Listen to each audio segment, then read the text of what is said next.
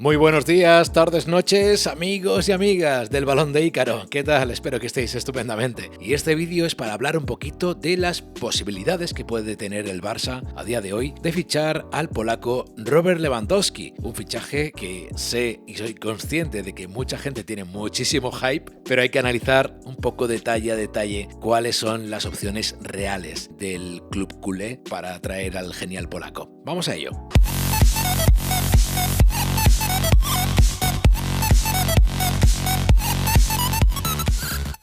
Bueno, vamos a recapitular que la situación del Barça a día de hoy es bastante precaria y a la falta de activar algunas palancas es cierto que los fichajes, tanto como las inscripciones de jugadores que ya están atados como Christensen o Kessie, o también el caso del uruguayo Araujo, que es una renovación, pero recordemos que como es una subida de salario, contaría como una nueva inscripción en cuanto a masa salarial, a día de hoy es altamente complicado inscribir a ninguno de estos jugadores y por supuesto cero viabilidad para traer a Lewandowski. El Barça está sujeto a la regla del 1-4 o del 1-3. Recordemos que si sale algún jugador que suponga más del 5% anual de la masa salarial, es decir, que el Barça, para poder traer a Lewandowski, en las condiciones actuales, tiene que quitarse salarios de jugadores que ya tiene, o de vender a activos, es decir, a jugadores que tienen plantilla, con beneficios netos por importe de 93 millones de euros para la regla 1-3 o 124 millones de euros para la regla 1-4. Digamos que de otra manera, habría que tener unos beneficios extraordinarios de 650 millones de euros. Hablamos de 450 más 200, para poder salir de esa norma. Se habla del Barça Studios, una posible venta que se rumorea que podría rondar los 900 millones de euros, algo que sería un bombazo auténtico y que sacaría al Barça a flote de manera prácticamente inmediata. O la otra es con BLM, que significa la sociedad tenedora del merchandising.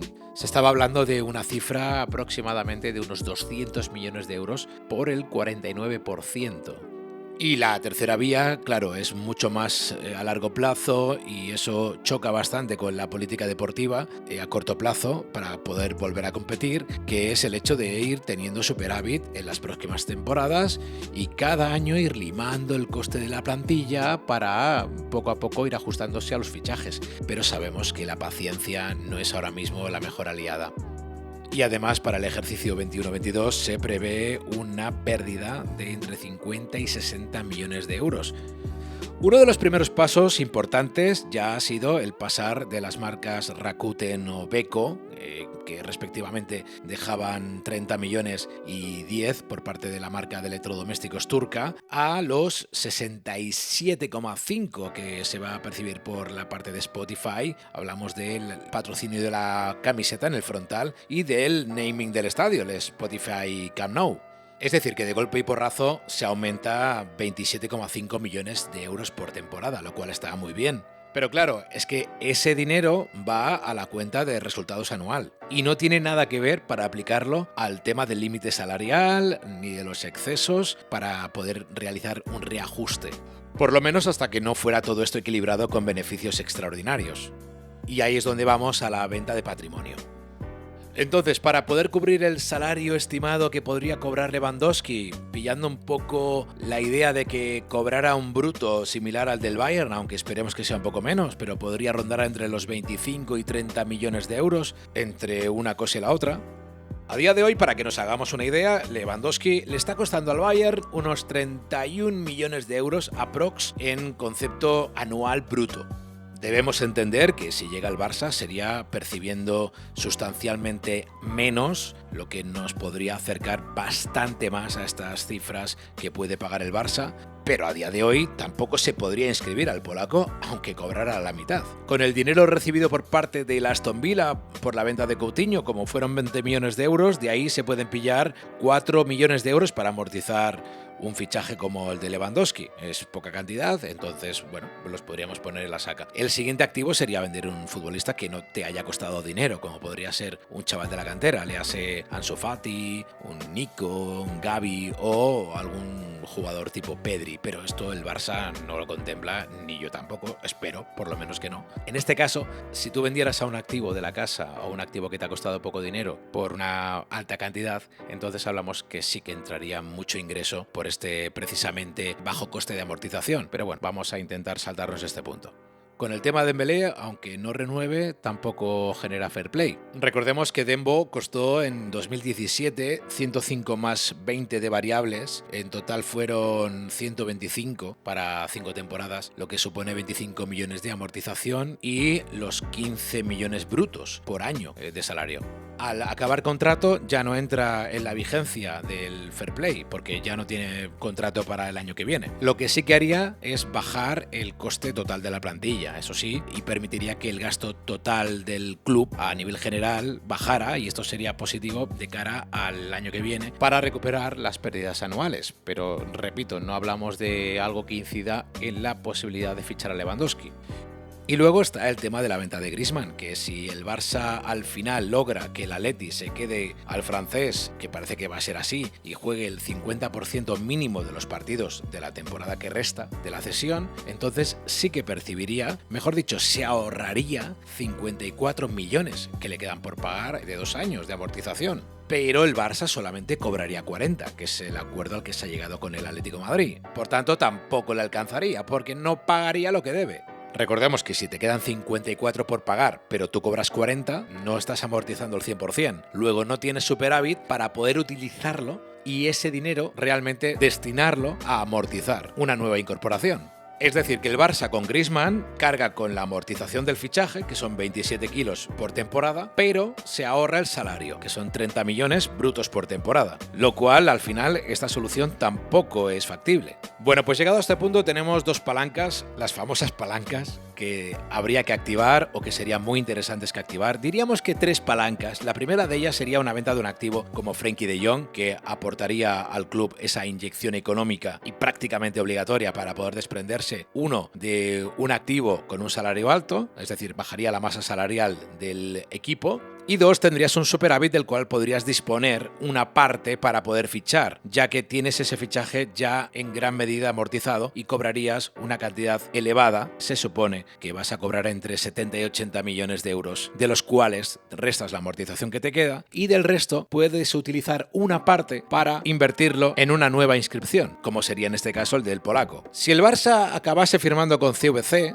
cosa que a día 23 de mayo y ahora mismo, en la fecha en la que estoy grabando el vídeo, todavía no ha ocurrido y se supone que es el último día para activar esta famosa palanca, diríamos que si se perciben estos 270 millones, se podría utilizar para fichajes un 15%, que son unos 41 millones de euros. Y ese 15%, es decir, los 41 millones y pico, sí que se podrían aplicar directamente para fichajes sin aplicar la norma del 1.4 o del 1.3. Con esta opción ya se podría cometer el fichaje de Lewandowski. Pero luego está el otro problema, que si tú fichas a Lewandowski todavía no puedes inscribir ni a Franck Kessié ni a Andreas Christensen, ya atados como agentes libres, y de Ronald Araujo.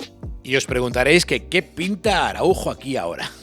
Suficientes problemas ya tenemos, ¿no? Bueno, pues resulta que ha sido renovado, pero con aumento de sueldo, lo que cuenta como fichaje nuevo. Y esto, claro, es un problema y gordo. Así que tendríamos el dinero para fichar a Lewandowski, pero no hay dinero para inscribir a estos 3, que se antojan capitales. Bueno, pues recapitulando, estábamos hablando que 41 kilos de CVC, más los 4 que teníamos por Philippe Coutinho del Aston Villa, ya sumarían 45 y pico, y en esto se podría invertir en nuevos jugadores. Pero estamos hablando de que Lewandowski en el Bayern costaba 31, ¿vale? Nos sobrarían 12 o 13. Si Lewandowski costara la mitad, ya lo tendríamos solucionado. Ya podríamos escribir seguramente a prácticamente todos o estaríamos muy cerca de poderlos escribir, incluido el polaco. Pero nos ponemos en el peor de los escenarios y que Lewandowski al final cuesta un dinero más alto del que pensamos y nos acercamos a las cifras del Bayern. Como he comentado, la venta hipotética de Frenkie de Jong permitiría saldar por una hipotética venta de unos 80 millones, tendría un fair play, una obtención del fair play del 25% de beneficio de la venta neta, que serían, le queda al Barça por pagar 32 kilos, si lo vendes por 80 te sobran 48 y el 25% 10% que puedes utilizar de ese superávit de venta, de ese diferencial, te acaban suponiendo 12 millones. Si le sumas a eso lo que te ahorras de la ficha, la proporción, tienes 3 millones más, porque es de 12 millones que cobra Frenkie, el 25% son 3 millones, los sumas a los 12 que ya hemos comentado antes, de la suma y resta diferencial de vender y pagar lo que debes, total, que te quedan 15 millones para aplicar al Fair Play. Y con esto puedes inscribir a los que tienes pendientes, a los susodichos, Franck Kessie, Christensen y Araujo. Claro, con esto nos estamos metiendo en que estamos inscribiendo a jugadores que teóricamente ya están atados, como los del Milan y el del Chelsea, el propio de la casa que es Araujo, y hacer un solo fichaje. Con esto ya vas súper justo. ¿Por qué entonces es tan importante la palanca de Barça Studios? Porque hablamos de que entrarían 900 millones de euros. Entonces, el Barça sí saldría de esta norma del 1-4. Lo que quitaría un montón de presión a las arcas y permitiría, aquí está la clave, reforzar al equipo con garantías de cara a la temporada que viene, y es que el Barça de Xavi necesita empezar a competir. Es decir, que esta explicación económica, un poco para que entendamos en el contexto en el que está el Barça, es para entender el por qué no se presentan fichajes, el por qué se solicita a los actuales baluartes del equipo que se hayan tenido que reajustar a las necesidades económicas de la entidad, léase, cobrar menos dinero, renovar a la baja, etc. Porque la herencia es tan terrible en el Barcelona que si no se aplican este tipo de situaciones o no se llega a este tipo de acuerdos, es imposible traer a nadie. De hecho, en invierno pasó esta situación hasta que no se pudo renegociar el tema contractual con alguno de los capitanes y llegar a acuerdos con equipos como el Manchester City por la compra de Ferran Torres, que recordemos, hasta este año que viene no se empieza a amortizar, de los 55 kilos, todavía el Barça no ha pagado un céntimo, u otros casos como Dani Alves cobrando lo mínimo posible, incluso con un Aubameyang que vino cobrando muchísimo menos dinero del que cobraba en el Arsenal. En definitiva, el Barça ahora mismo con Laporta y Mateu Alemany al frente está haciendo malabares literalmente con los números, operaciones prácticamente del mago Merlín, que vamos a ver al final qué coste tienen a nivel hipotecario para la entidad, para no poner en riesgo el patrimonio de la entidad más allá de lo necesario y para cometer a corto plazo las operaciones necesarias, imprescindibles para poder volver a la primera fila de la élite europea, que es algo que el aficionado como tú o como yo estamos esperando al fin y al cabo. Pero tampoco viene mal recordar en el momento en el que se está para comprender, cuando vemos las siglas BLM, CVC y todo eso, en qué momento se está y el por qué se hace o el por qué se aplaza la decisión. Espero que este vídeo te haya sido de utilidad y te emplazo a una siguiente entrega aquí en el Balón de Ícaro. Recuerda, sé feliz, sonríe y sobre todo, salud y goles. Cuídate, chao.